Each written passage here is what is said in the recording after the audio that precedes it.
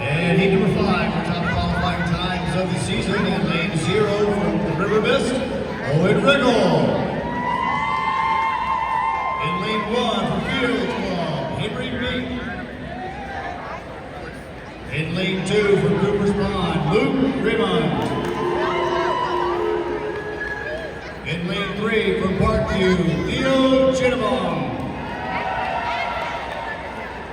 In lane 4 from Steeple Station, the top qualifying time of 13:53, James Tackey. In lane 5 from Morning View, Trent Magnon.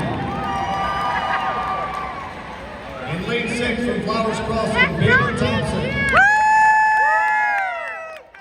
lane 7 from Evergreen, Wiley Ben. In lane 8 from Hamilton Mill, Matteo Gasparini. And in lane 9 from Peachtree Station, Theodore Eansberg. Madam Referee.